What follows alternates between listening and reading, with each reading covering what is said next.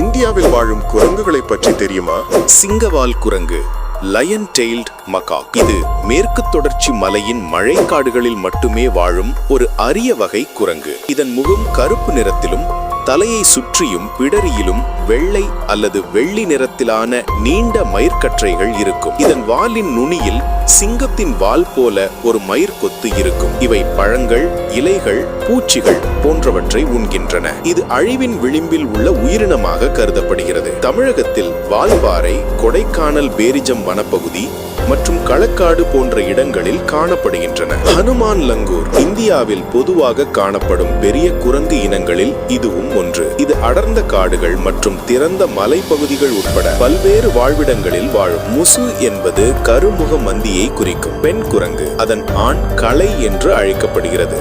முகம் கருமையாக இருக்கும். இதன் பெயர் இந்து புராணங்களில் வரும் அனுமாரோடு தொடர்புடையது. செம்முக மந்தி, பானட் மக்கா தென்னிந்தியாவில் பொதுவாக காணப்படும் குரங்கு இனம் இது. இதன் முகம் சிவந்த நிறத்தில் இருக்கும். மந்தி என்பது சிவந்த முகமுடைய பெண் குரங்கையும் அதன் ஆண் கடுவன் என்றும் சங்க இலக்கியங்கள் குறிப்பிடுகின்றன. கடுவன் என்பது கூட்டத்திற்கு தலைவனாக இருக்கும் வலிமையான ஆண் குரங்கை குறிக்கும். இது கூட்டமாக வாழும் இயல்புடையது. நீல்கிரி லங்கோர், பிளாக் லங்கோர் தமிழ்நாட்டு காடுகளில் அடர்ந்த பகுதிகளில் கருமையான உடலுடன் முகத்தில் பிடரி மயிர் போன்று நீண்ட நரைத்த கற்றை மயிர்களை உடைய குரங்குகளை சங்க நூல்கள் ஊகம் என்று அழைக்கின்றன.